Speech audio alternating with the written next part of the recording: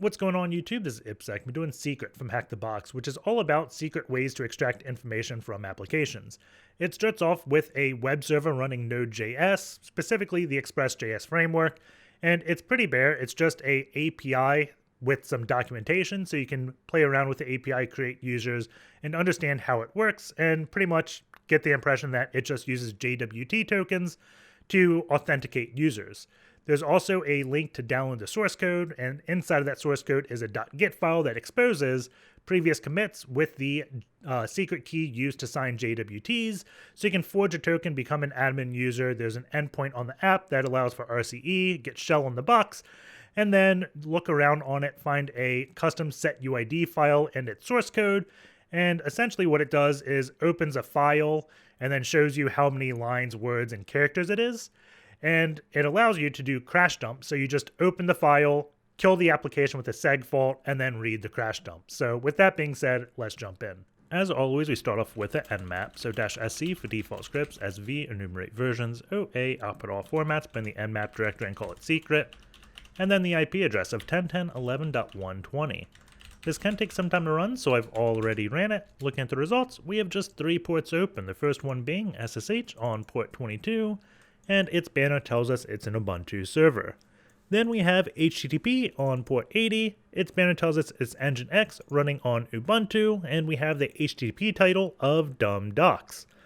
Then we also have HTTP on port 3000, it's running Node.js, the Express middleware, which is a framework for Node.js, and its title is also dumb docs. So both of these are identical, so this can tell me a lot of things. Most likely, it's probably the same thing, and NGINX is just being a reverse proxy to Node.js, and Node.js, instead of being configured to listen on 127.0.0.1, it was configured on all hosts, so you can access either interface. Typically, when you set up a server, you'd want to configure like whatever the application is to be listening on a file descriptor and not a TCP socket, because TCP does add the overhead with a 3-way handshake. So if you access it on NGINX, you do a 3-way handshake to NGINX, and it's a reverse proxy over to port 3000, and it does another handshake over 127.0.0.1, and that just adds extra time. So it's really better to configure it with a file descriptor so you don't have all that extra overhead, and it's a little bit quicker. The other thing, this could just be like Node.js running in a Docker and NGINX pointing to it. This could be a development version, this could be the production version, so we probably should check out both if we get stuck, because one may have different features than the other. And then finally, maybe there's some like weird bug where if NGINX is sitting in front of Node.js, it opens up some exploit attacks.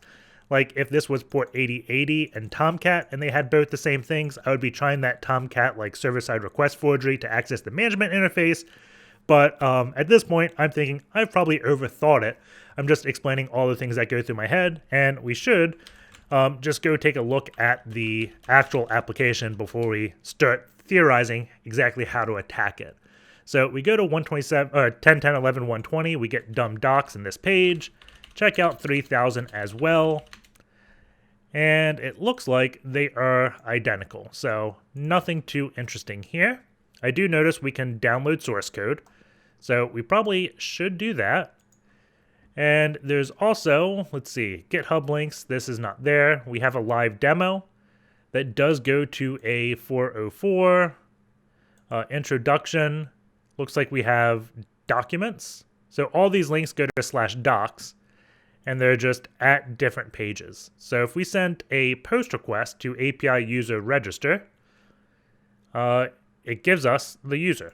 So let's try this real quick. I'm going to open this up, send this. We should turn intercept on. We want to convert to a post request. I'm just going to change request method. We hit, what is it? API user register. And then it wants us to send this JSON body. And I'm going to change, actually, we won't change it first. Let's see what we get. I'm guessing we're going to error because we're saying it's URL encoded and we're passing JSON. But let's just see what happens. 404. I'm going to try changing this to be JSON. Still a 404. Did I type that? I don't know how I missed that E. Let's see, we send this, email already exists. So if I do root at ipsec.rocks, and I do the user ipsec, and what was this? I want to do this just to see if this would work. It says name is required. So Node.js can't, isn't processing this because it's expecting it as name equals and email equals like that when you do XURL encoded. So let's change this over to JSON. The content type is extremely important. And we create the user ipsec. So if I look at this, it tells us, yep, that is exactly it. There is a login. So what I'm going to do, I'm going to double click up there, create user, and then I'm going to try a login request. So I'm going to do /login, and then we can just change that to be ipsec at ipsec.rocks. Let's see, delete that. Ipsec at ipsec.rocks. Email is wrong. I typoed my name, ipspec, or ipspec maybe. How does it know my email is wrong? Oh, root at ipsec.rocks. It's been a long day. So we get this token back. So now, what does the JSON say? If you get the auth token, it should look like this. Awesome. And we can go over to jwt.io and see what it is. So jwt.io, let's turn burp suite off. There we go. We can copy this token, paste it in, and we see ID, name, email, IAT. So the very first thing I'm probably going to try, we can say this one is login. What was it? Admin at... Actually, instead of saying email, I'm going to try name. Can I just log in with a name? Because a lot of times APIs will make things interchangeable. They may not tell you, but no, email is required. So we can't log in with a name, and we don't know the admin's email. If we look at dumb docs, I don't see anything that would leak an email. Oh, it says email me, and then it goes nowhere. So we don't have an email address, but we did download the source code. So I'm going to move downloads, and what did we download it as? Files.zip to our current directory. Let's make a directory source, and we can unzip files.zip. And oh, I saw a lot of things. One thing that did stick out was a Git directory, so we can look at the Git commits. But first, I'm just going to run coredump, and we're going to take a look at this application. So file, open folder, local web, we're here. We can look at .env. We have a token secret of secret. We can take a look at our JWT.io. And right now, this is the payload that came from the web server. If I put in secret, we can see secret verified. I did not expect that. Let's see.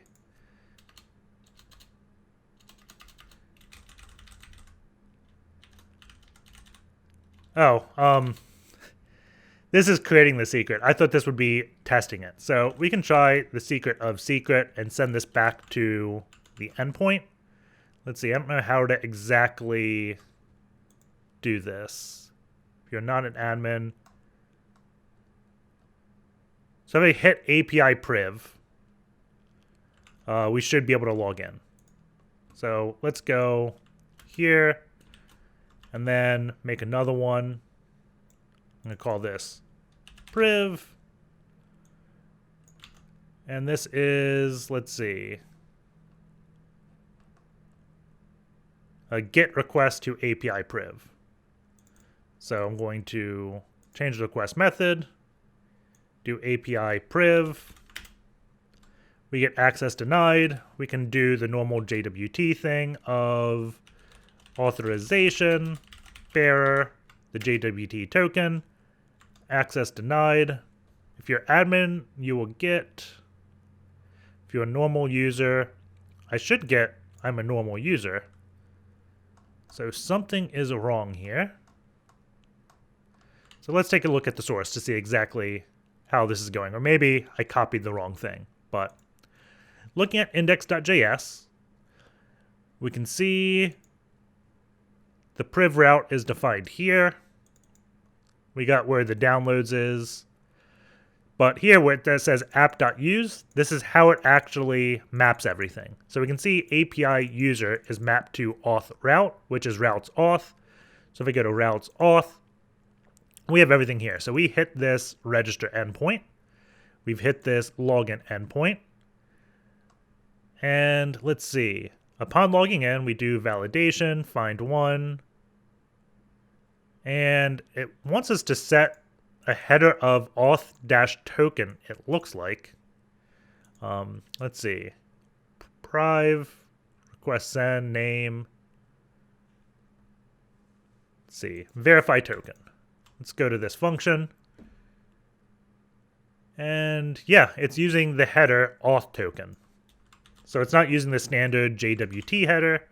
It's using auth-token. So let's try this. And we get invalid token, which is fine. So I'm going to copy this token. Go here. Paste. And I'm a normal user. So now that token probably came out of here. So let's see. Oh, came out of here. I was looking at a screenshot of JWT. So I'm trying to paste the secret of secret here. And when we do this, we get invalid token. So we have the wrong key. We did have a get directory, so I can do get log, and we can see removed end for security reasons. So if I do get show on this commit, we can see what the token is. So I can copy this. We go back over here. Let's change secret to be the new thing. And I probably have to base64 encode this because this is definitely a base64 encoded string. Let's see. It is. So if the thing doesn't work, I'm going to click the base64 encode and try again. But we should have, let's see, get rid of that line break. Send. Oh wait, we need 2 line breaks after a get request. There we go. So now we can change anything. So it says I am a user normal description ip spec because I can't type. But if I change the name to please subscribe, we can now become this user. We see the description, please subscribe. So if I go back to the endpoint, the private.js, it is hard coding the name theadmin. So if I change the name to the admin, it should tell me, welcome back admin. So I'm going to try this, name the admin, copy the secret, paste it in here, and it says, welcome back admin. So let's just take a look through this code. So we have a few routes, API user, API, and slash. So I'm going to take a look at priv route because we've already dug through this auth function. And we can now become any user we want. So authenticating isn't a thing for us anymore. And if an application ever uses JWTs and you do a pen test, you extract the source code, definitely recommend they rotate those keys because there have been times when I do engagements, I say rotate this key because it's been leaked. I go back for the next engagement, they don't, and I just go back to my notes, pull the key, and like, oh, you patched everything I said, but you didn't prevent me from just being able to forge my own token. So the this was a pretty quick test, right? Because I just instantly forged my way back in as an admin. So there is forgot, but forgot doesn't look like it's really that interesting, I think. Get priv. If the name is admin, description, path to binary. What is that? I'm going to try that real quick. So forgot.js. What loads this? Forgot, not there. Probably an auth, right? What the heck? Get/priv. What was this? API priv. Is that this? Am I hitting that? Let's see. Edit. Find in files /priv. Let's see. Index. Forgot private. So this is what I'm hitting. I don't know what this forgot.js is. Edit. Find in files. Forgot.js. I don't know if anything's actually calling this. This may just be a dead file. Because I'm looking at files, looking for forgot.js, and nothing includes this. So let's go to the next one, private.js. So we have this priv endpoint. Nothing interesting there. There is a logs endpoint. And if we look at this, we have if name is the admin, then it's going to do a get logs and do a get log -- one line and file. We look at what defines file. It is request query file. So this is coming from the client. This is our HTTP request. So it's getting our query of the parameter name file and then passing it over to exec. So exec, just like shell, it's like executing bash get log one line user input. So this should be trivial to get code execution on. So let's see. Where do we have priv? So I'm just going to change this. We're going to move this over here. I'm going to call this log. And we get API/log. Endpoint. Let's see. File is equal to test. Let's see, is it API priv log? Oh, /logs. There we go.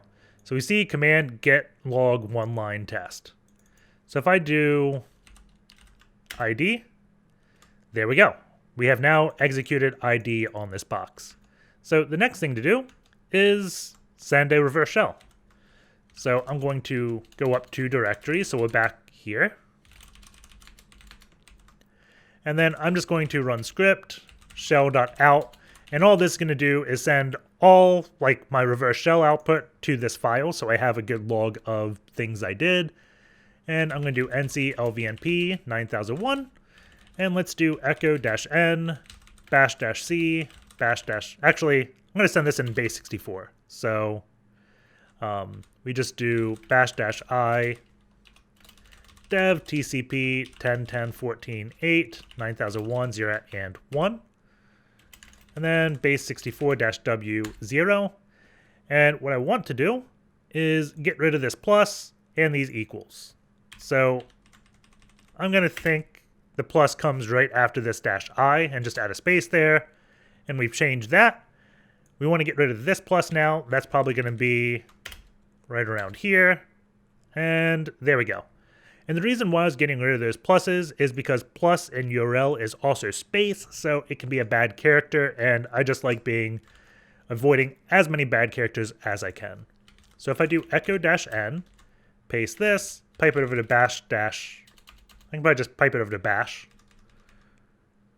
And we highlight this, control U to URL encode that. You can see the spaces were converted to pluses. So if I left the pluses in my base 64, it would treat it as a space, which not good. We send this, it got killed, and did not send us the shell. Huh. Let's see. I'm going to control U to get back to where we were. Doesn't seem to be working. I'm just going to Control-Shift-U. And I'm going to paste this and see if I get a callback. I don't. And I realized base64-W0, or base64-D to decode it. The things you forget sometimes. Still does not work. So let's copy this. Go here, paste it. Why do I have 2? I should not have 2 there. So there we go. That works. Let's just make sure I did not have 2 in burp suite. So paste, Control-U, and see LVNP 9001, send it. Let's see.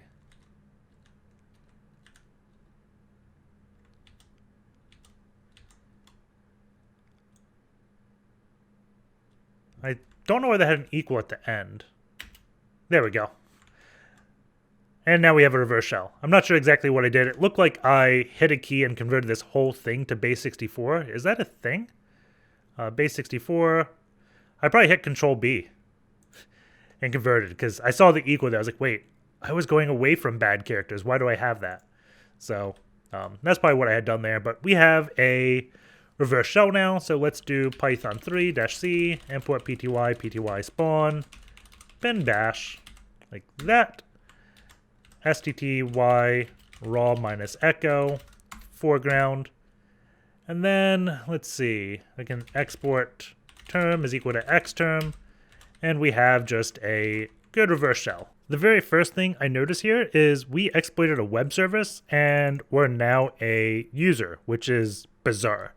But because we're a user, I can just grep desith for etc passwd, and we see I do have a shell of bin bash, so I didn't have to do all this like reverse shell thing because I could just go into my home directory and then we make the directory SSH and drop an authorized key file here. So if I just do SSH keygen -f desith and we cat desith.pub, we can grab our key and v authorized keys, paste this in, and then chmod 600 desith and ssh-i desith at 10.10.11 120, and we gotta say desith again for the user. So we use his key here, and now we're using him to log in, and there we go. So now we have an even better shell that's more reliable, and if we get kicked off, we can just get back in. The downside is if I run a W command, I can see I'm logged in, but on the flip side, if you do like a psef forest, you can see the reverse shell also sticks out. So both ways are neither stealthy. If you wanted to be stealth, you'd probably have to execute a binary on the box, and these videos don't really focus on stealth. So let's just go on. Let's see. The very first question I have is port 80 versus 3000. Is there a difference? So I'm going to go to etc NGINX, and then let's go to sites available. Sites available. Look at default. And let's go to the configuration. We can see location /, so everything on this server is just going to be proxy passed to localhost 3000. So they're the same exact application. Though, I guess, like I said before, the Node.js application should be listening on localhost. It's configured to go to 127.0.0.1, but I bet if we do sslntp, we can see it's listening on all hosts. So probably how they're using to persist this Express application on boot should be coded to listen on localhost. If I had to guess, they're using PM2, because that's just generally what Node modules do. Yeah, we have PM2 here. Let's see. I don't know exactly where to go. There's a binary somewhere. PM2. -h. See, is there a list? I really don't know exactly what I'm doing here. There's a config that you could do with PM2 to make it listen on localhost, but that's not important. I'm going to go run LinPEAS, and I've already opened up the GitHub page to this because I was looking at it and LinPEAS did change to also include a binary. So we can either just download the sh script or we could execute it as a Golang binary. If I copy this link, we go, let's see, make dir dub. We can wget this, and we can also wget linpeas.sh. And this is just different ways to execute LinPEAS. You still got the bash script. Whoops. That does everything. But there is this LinPEAS Linux AMD64 that is just a Go binary that executes linpeas.sh. So I'm going to do the elf binary just because there's really no reason why I'm going to choose to do that other than I want to see this, right?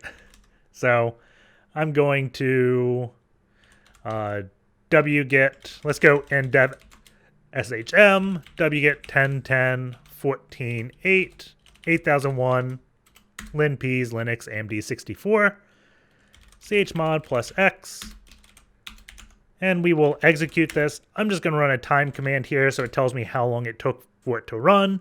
Generally, it can take anywhere from like 1 to 5 minutes. So I'm just going to run this and I will resume the video when it's done. And not even 2 minutes later, we have the file completed. So I'm just going to go to the top of my output and let's go over what LinPEAS says. So the very first thing is I see something highlighted vulnerable to CVE 2021-4034, which is under sudo. So if I grep the CD, well not grep, but Google the CVE, we can see it is PwnKit. So it's kind of weird that it's listed under sudo. And I don't believe, like, I don't know a good way to check for PwnKit other than exploiting it, but I'm 99% sure that was patched. So I'm just going to move on. Because I remember when PwnKit was released, we went back and patched all active machines. So that's why I'm not going down that route.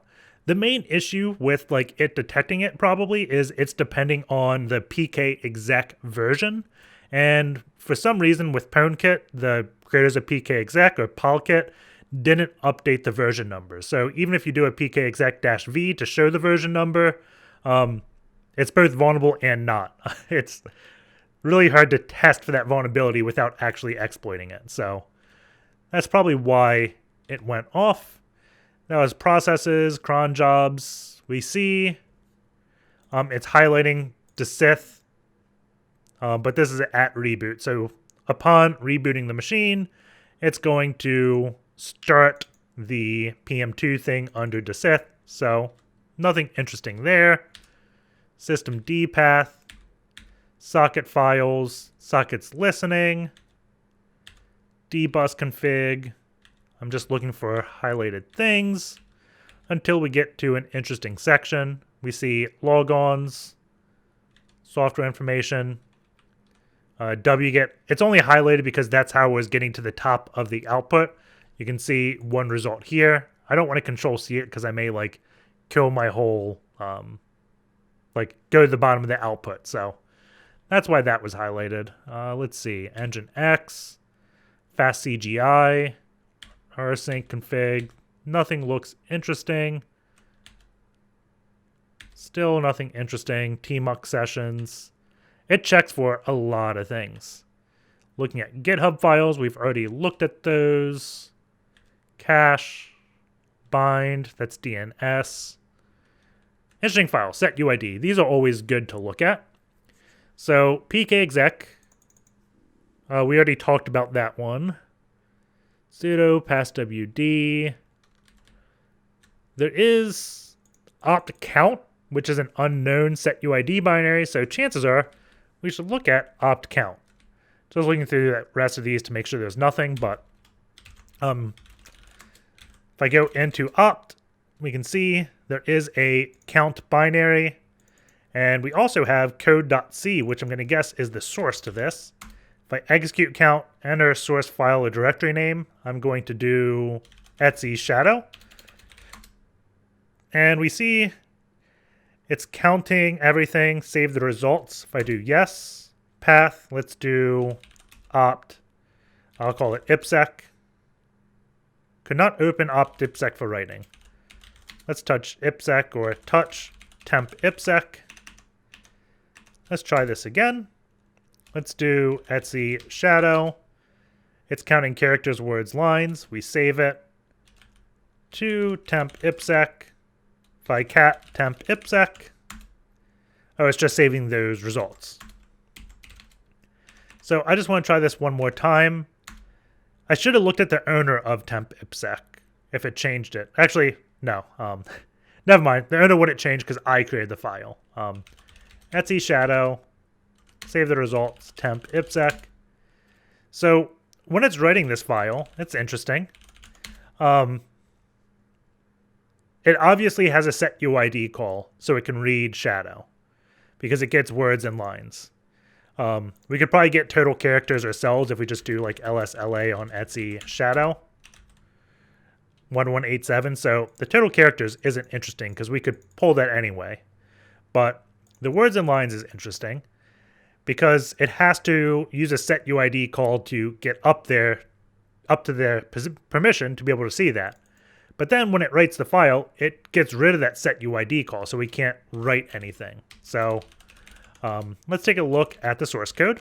So code.c. And let's see. str directory is linked. So this is just opening the file.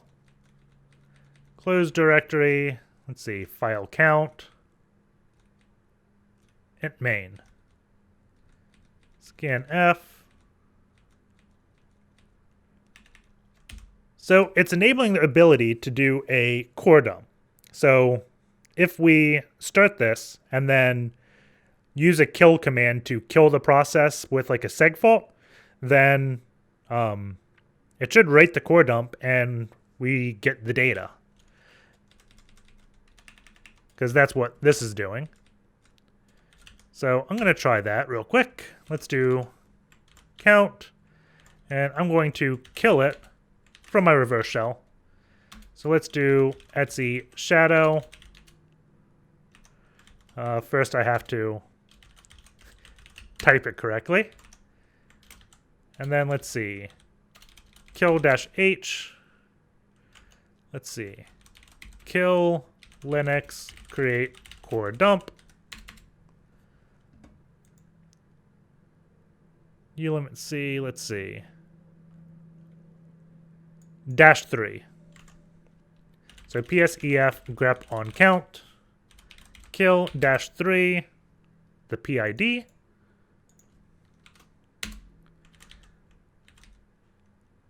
And it quit, and it says core dumped. So now we just have to find where the dump is.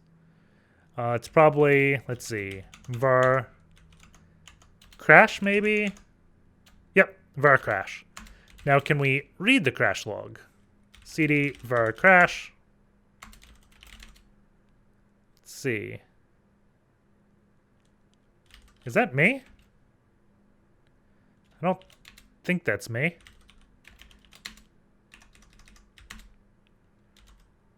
I don't know what I'm doing. I just want to run a date to look at the box. So let's see. Those were created October, and it is not October. So that's probably testing the box. What did it write that crash to? Find / to dev null grep crash.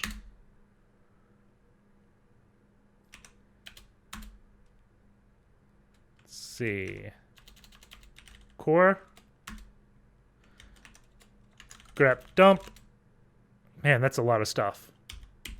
I really think it would go in var crash, but there's nothing recent there. Let's do a man on kill. Maybe we did it wrong. Let's see. we have list. Yeah, let's do kill, because we have different numbers we can do, like 9.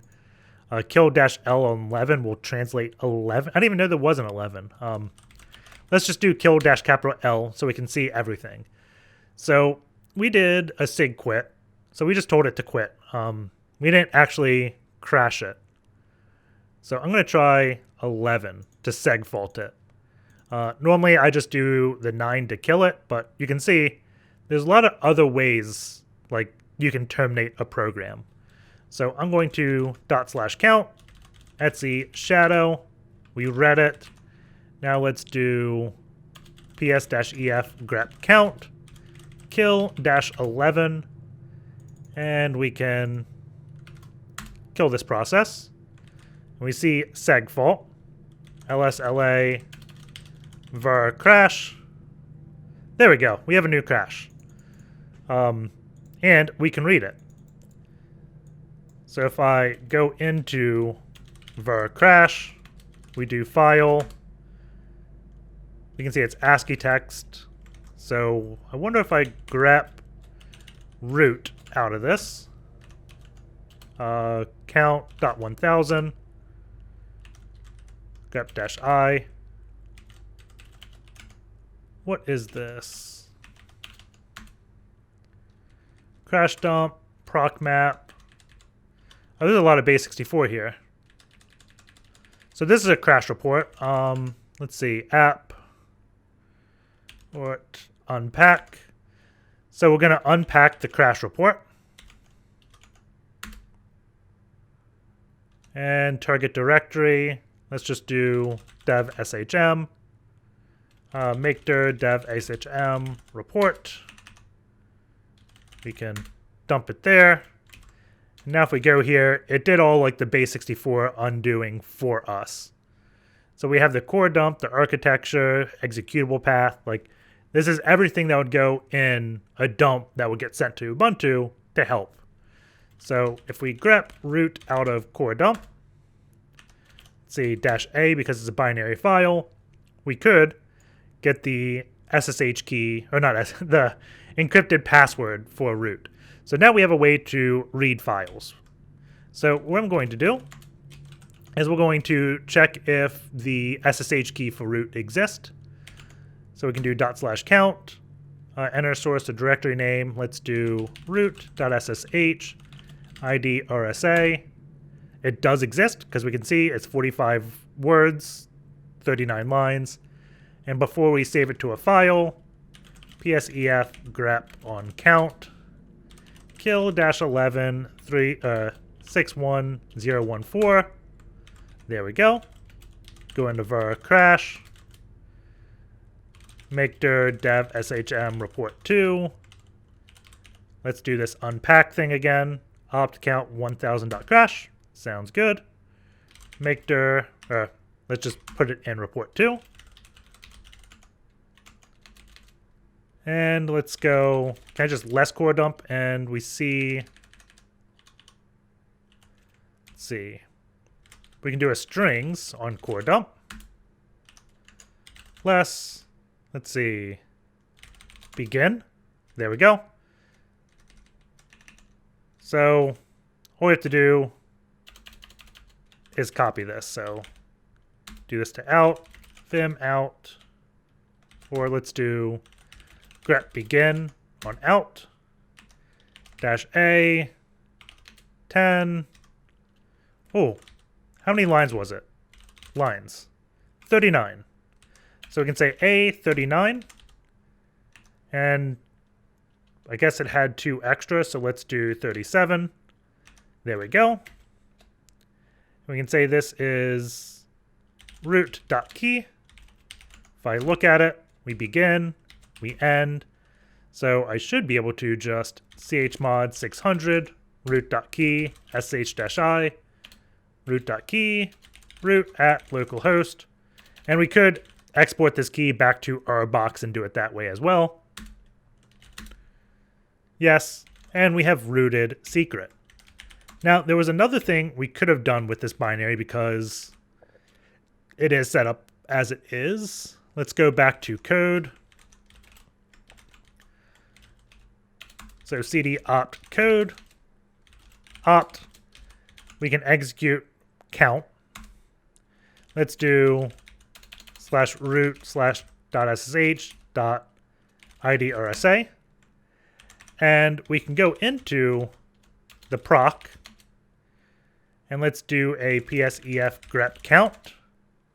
We want to go into this directory, 61216. And then if we go into fd for file descriptor, and we let's cat the last one. Permission denied, cat2, cat1, cat0. I thought that would work.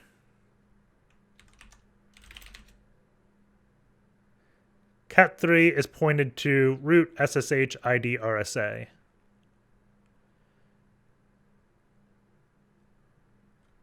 Let's see. I thought we could have read that. Permission denied. So I guess maybe this only works if we own the file in this directory. So if we created a file in /root and we were the owner of it, but we couldn't access it because we didn't have permission to root. But if we could get a file handle open to that file, then we could access it this way, I believe. I do want to try something else. I did recently learn that we can DD things out of memory. I don't know if this is a root privilege thing or not if we own it.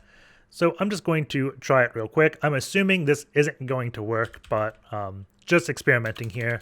So let's cat maps. And I want to look at the heap. So grep-i heap. There we go.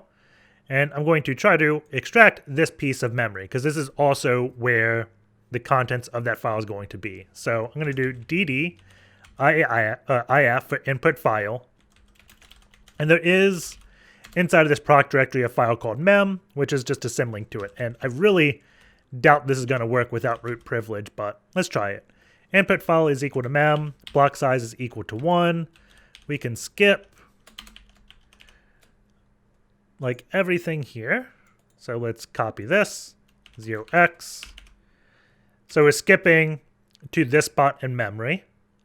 And then we're going to count this spot minus the other one. I need to do, oh God. Where's my cursor? No. That sucks.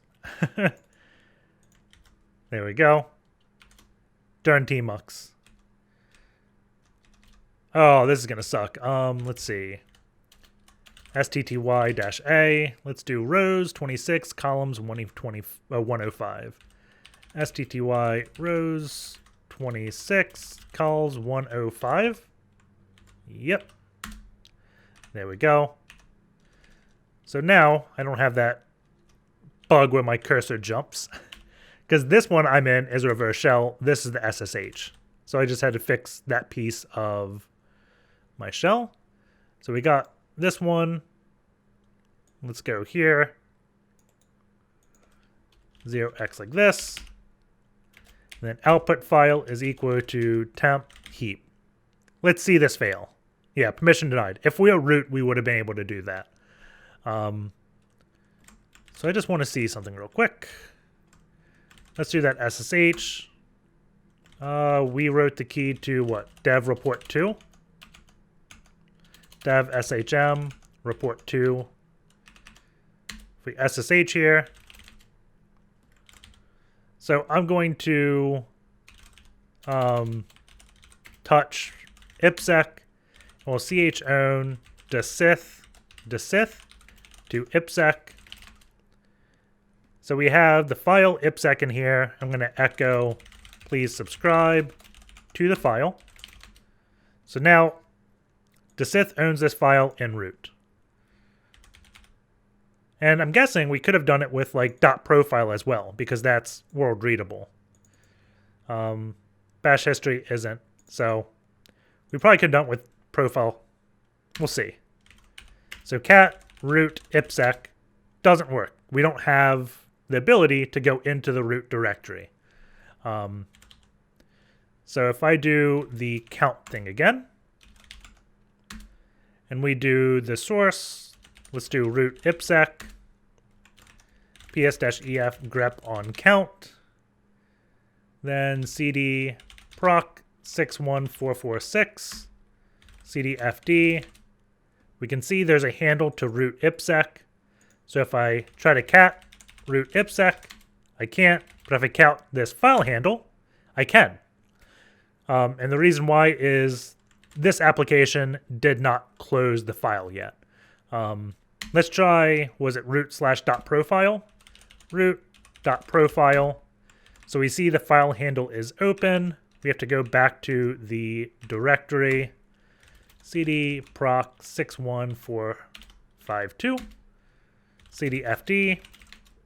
We can see that file handle. If I try to cat root.profile, I can't. But if I cat 3, I can, because I do have permission to read the file. I just don't have a file handle to it. And the C code is doing a SetUID. Let's see, SetUID. It's doing a SetUID so it can get a file handle open to that file. So think of it like this file descriptor thing. Well, it just went away because I closed the file. It's pointed to specific spots on the disk, I guess. And because it's pointed to the spot on the disk, I no longer need to know the root folder. Like I need no longer need to traverse into the root folder to find out exactly where on the disk the file exists, because I have the handle to it. So that is why that thing works. Maybe you learned something through file descriptors. Maybe I just completely overcomplicated it. I don't know. But yeah, that's another potential thing of this. I don't know if there's anything sensitive in the root directory that you could have used to abuse it. So if I do, let's see, dev shm report 2, and we do that SSH again, I really don't think there's anything interesting in this directory that we could abuse. Root.txt isn't 777, so we couldn't just steal that. Another thing, let's see, let's go into opt. Let's just do /count real quick. Enter the source. I'm going to do root.txt, 33 characters. I probably should do etc passwd, because this is just going to be a random MD5 sum, and going through the heap is going to be a pain to find that. So we're doing shadow. We have it open. This should exist in my program's heap right now. So if I do a ps-ef grep on count, we can go proc 61597. Then let's do grep heap on maps. And let's try this dd command again. So dd input file is equal to mem. Block size is equal to 1. Skip. We want to skip this. So copy 0x. So now we're at this spot in memory. Then we can say count is equal to the ending size minus the beginning size. Then we just do output file is equal to temp heap. So now, since I'm root, I should have privilege to do this. If I put a \x here, there we go. So now we wrote the heap. If I cat heap, we now also have the passwd file here. So just like the coredump, we can see what it like, the output of it, some memory stuff, and then shadow. So that will be the video. Hope you guys enjoyed it. Take care, and I will see you all next week.